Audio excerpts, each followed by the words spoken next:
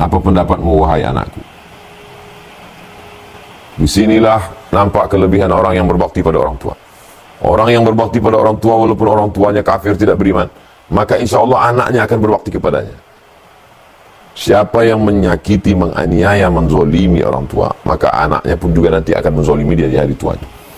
Nabi Ibrahim begitu lembutnya dia kepada ayahnya, maka anaknya pun juga lembut kepada dia. Kasih Allah, Khalilullah Nabi Ibrahim alaihi salam. Pertama, surat Al-An'am ayat 74. Idh qala Ibrahimu li abihi Azara. Ingatlah ketika Nabi Ibrahim berkata kepada bapaknya namanya Azar, atattakhidhu asnaman alihah. Mengapa engkau menjadikan berhala sebagai Tuhan? Kenapa mempertuhankan patung-patung berhala-berhala? Lalu kemudian jawab bapaknya Azar, illam tantahi, kalau kau tidak berhenti menceramahi aku, mendakwahi aku, melarang aku, la arjumannaka, aku akan melemparmu pakai batu. Wahjurni maliya, tinggalkan aku untuk waktu yang lama. Pergi sana, dia usir. Kata Nabi Ibrahim alaihissalam, sa'astaghfiru laka rabbi. Walaupun begitu perbuatanmu padaku, wahai ayah, aku tetap akan memintakan ampun kepada Allah. Innahu kana bi hafiya, sesungguhnya Allah sangat dekat dengan aku dan dia mengabulkan segala doa-doaku. Pelajaran yang pertama dari Nabi Ibrahim adalah Nabi Ibrahim berhadapan dengan orang tersayang terdekat, orang tua. Ini pelajaran bagi adik-adik, kawan-kawan, sahabat-sahabat yang hijrah, berhadapan dengan ayah, berhadapan dengan ibu, berhadapan dengan kakak, berhadapan dengan abang, berhadapan dengan adik, berhadapan dengan keluarga terdekat yang mestinya mensupport hijrah kita, tapi pada kenyataannya menjadi perusak hati kita. Nah, ini banyak-banyak belajar dari Nabi Ibrahim. Coba lihat kasarnya ucapan Azar, la arjumannaka, saya akan lempar kamu. Rajam itu artinya lempar pakai batu. Wahjurni maliya, tinggalkan saya. Saya akan meninggalkan kamu. Itu kasar, tapi ada yang lebih kasar, tinggalkan saya. Apa jawab Nabi Ibrahim? Apakah Nabi Ibrahim membalas dengan kata kasar? Apakah Nabi Ibrahim mencaci sumpah serapah? Sa'astaghfiru laka rabbi, saya akan memintakan ampun kepada Allah untukmu. Innahu kana bi hafiya, Allah mengampunkan dosa saya dan saya dekat dengan Tuhan. Jadi itulah kenapa ketika disebut kama sallaita ala Ibrahim wa ala ali Ibrahim, kama barakta ala Ibrahim wa ala ali Ibrahim, Nabi Ibrahim luar biasa. Maka Nabi Muhammad SAW pun juga berhadapan dengan, kalau Nabi Ibrahim dengan ayah, kalau Nabi Muhammad SAW itu dengan paman Abu Lahab, tabbat syada abi lahabin wa tabba ma aghna anhu maluhu wa ma kasaba sayusla naran dzata lahabin wa imra'atuhu hammalatal hatab. Berikutnya Nabi Ibrahim alaihissalam, falamma ra'al qamara bazighan qala hadza rabbi. Ketika dia melihat ada qamar, bulan muncul, dia lihat ini Tuhan. Falamma afala qala la uhibbul afilin. Ketika siang bulan hilang, saya tidak suka kepada sesuatu yang hilang. Falamma ra'a asy-syamsa bazighatan qala hadza rabbi hadza akbar. Pada waktu siang dia lihat ada matahari, berarti ini Tuhan karena ini lebih terang, ini lebih besar. Falamma afalat, ketika matahari hilang, Tuhan tidak mungkin hilang. Surat Al-An'am ayat 77. Apa ini? Ini poin yang kedua. Berhadapan dengan umat. Yang pertama kita hadapi dalam dakwah hijrah adalah orang tua. Ring di luar itu, ini umat. Ada beberapa orang membaca ayat ini lalu mengatakan Nabi Ibrahim mencari Tuhan. Perlu dipahami, Nabi dengan filosof itu berbeda. Filosof, Sokrates, Demokritos, Thales, Aristoteles itu mencari. Filosof itu berpikir mencari, sedangkan Nabi tidak mencari. Nabi itu diberi. Malaikat Jibril langsung datang memberi dia. Jadi Nabi Ibrahim tidak pernah mencari Tuhan. Itu Nabi Ibrahim melihat matahari, katanya ini Tuhan. Ketika matahari hilang, ternyata bukan Tuhan. Malam dia lihat bulan, ini Tuhan. Ketika bulan hilang, berarti bukan Tuhan. Dia tidak mencari Tuhan. Nabi Ibrahim sudah tahu Tuhan sebelum mencari. Allah sudah jelaskan tentang Allah kepada Nabi Ibrahim. Lalu kenapa Nabi Ibrahim?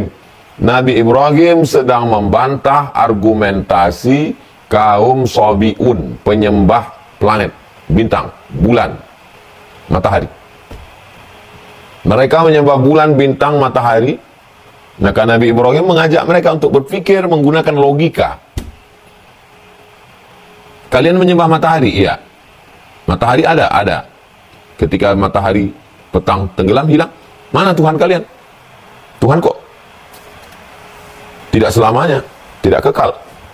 Lalu kemudian di waktu malam, siapa yang menerangi malam? Bulan. Kalau begitu dia Tuhan dia. Ketika waktu siang hilang. Maka Nabi Ibrahim ingin mengajak kita untuk berargumen. Laga argumen bumerang, memakai senjata orang lain untuk menjatuhkan dirinya. Itu yang dilakukan oleh Nabi Ibrahim alaihissalam. Apakah masih ada manusia sekarang yang menyembah matahari dan bulan? Ada. Masa iya ada orang menyembah matahari dan bulan?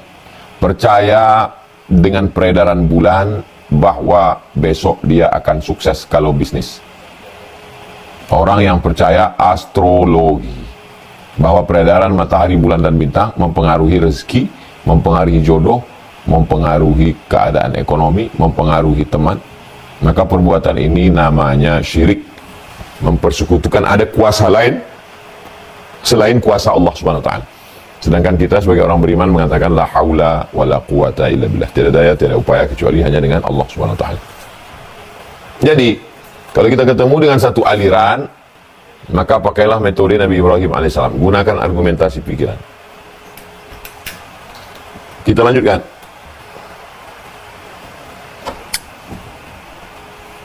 Menghadapi orang tua sudah, menghadapi umat yang menyembah matahari, bulan, bintang sudah. Sekarang menghadapi umat yang menyembah patung berhala. Nabi Ibrahim melihat masyarakatnya sedang pergi ke kebun kurma, sepi. Lalu Nabi Ibrahim pergi ke tempat penyembahan berhala, mengambil kampak. Dia hancurkan berhala kecil-kecil. Setelah itu dia gantungkan kampak di leher berhala yang besar. Pada waktu siang, orang kampung pun pulang. Orang kampung marah-marah. Orang kampung ngamuk-ngamuk. Ini pasti perbuatan Ibrahim. Mereka nanya kepada Nabi Ibrahim, "Anta fa'alta hadza bi alihatina ya Ibrahim?" Apakah engkau yang melakukan ini kepada Tuhan-Tuhan kami? Apa jawab Nabi Ibrahim? "Fas'aluhu bal fa'alahu kabirhum hadza." Yang melakukan ini pasti patung yang paling besar ini. "Fas'aluhu in kanu yantiqun." Fas'aluhum in kanu yantiqun. Tanyalah patung-patung itu kalau mereka berbicara. Nabi Ibrahim sedang mengajak menggunakan otak. Kamu yang menghancurkan ini Ibrahim? Enggak. Terus siapa yang menghancurkan? Itu yang di lehernya ada kampak. Dia yang menghancurkan ini. Kalau kamu nggak percaya, tanya aja dia. Menurut logika akal, mana mungkin patung bisa menghancurkan patung kecil? Lalu kenapa Nabi Ibrahim mengajak untuk berdialog dengan patung itu? Kamu kan nyembah patung. Tujuan nyembah patung itu apa? Dua. Pertama, mendatangkan keberuntungan. Kedua, menolak negatif, mudarat. Kamu menyembah patung, tapi kamu tidak bisa menolak mudarat dengan patung, dan kamu tidak bisa mengambil manfaat. Maka Nabi Ibrahim sedang mengajak. Lalu kemudian apa yang terjadi? Orang kalau sudah kalah otak, dia akan main otot. Hati-hati dengan orang yang punya otot. Kalau otaknya kalah, maka dia akan main otot. Yang lebih parah lagi, tidak main otak. Kenapa? Karena memang tak ada otak. Langsung main otot aja. Nauzubillah. Tiga yang sudah dihadapi Nabi Ibrahim. Saudara ayah kandung. Yang kedua, umat yang percaya kepada astrologi. Yang ketiga adalah berhadapan dengan para penyembah berhala patung. Berikutnya yang keempat. Apakah selesai ujian Nabi Ibrahim? Belum. Ujian ayah sudah, ujian umat penyembah berhala sudah, ujian umat percaya kepada ramalan sudah. Yang keempat, Rabbi habli minas sholihin. Nabi Ibrahim menikah dengan Sarah, nggak punya anak. Menikah dengan Hajar juga tidak punya anak. Doanya tidak pernah tinggal, Rabbi habli minas sholihin, Rabbi habli minas sholihin, Rabbi habli minas sholihin. Sampai akhirnya pada usia Nabi Ibrahim 86 tahun. Di saat usia 86 tahun itulah lahir seorang anak bernama Ismail dari istri bernama Hajar. Allah mau menunjukkan kuasanya. Setelah Hajar melahirkan anak, Sarah yang divonis sebagai perempuan yang mohon maaf, mandul, tidak mungkin punya anak. Setelah 13 tahun umur Nabi Ismail, lahir adiknya dari rahim Sarah. Itulah dia Ishaq alaihissalam. Menunjukkan bahwa biarlah seluruh dunia mengatakan kau mandul, seluruh dunia mengatakan kau tidak akan mungkin punya anak, Seluruh dunia mengatakan, tapi kalau Allah berkehendak tak ada yang sulit. Innama amruhu idza arada syai'an yaqula lahu kun fayakun. Akhirnya lahirlah Ismail. 13 tahun setelah itu lahir pula Ishak. Betapa tidak ada sulit bagi Allah. Ini mengajarkan kita tentang kuasa Allah bukan kuasa kita. Kemauan Allah bukan kemauan kita. Kita hanya berserah diri kepada kemauan Allah Subhanahu wa ta'ala. Banyak juga manusia sekarang, dia tidak berserah diri kepada kemauan Allah, tapi dia paksa Allah untuk ikut kemauan dia. Dalam masalah kerja, dalam masalah jodoh, dalam masalah, ya Allah saya mau kerja di sini. Kalau saya kerja di sini saya akan sembah kamu. Tapi kalau saya nggak diterima kerja di sini saya akan. Ini posisi kita sebagai hamba atau sebagai pemaksa Tuhan. Dalam masalah kerja, dalam masalah anak, dalam masalah jodoh. Kalau memang ini jodoh, pertemukan saya ya Allah. Tapi kalau tidak jodoh, matikan dia. Ini kan memaksa, padahal mungkin rencana Allah jauh lebih indah daripada rencana kita. Nah, maka pelajaran yang keempat diambil adalah jangan pernah berhenti berikhtiar berusaha, jangan pernah berhenti berdoa. Rabbi habli minas sholihin. Surat As-Saffat ayat 100. Rabbi habli minas sholihin. Boleh diamalkan sebanyak-banyaknya munajat kepada Allah Subhanahu wa ta'ala. Lalu diberikanlah seorang anak itu bernama Ismail alaihissalam.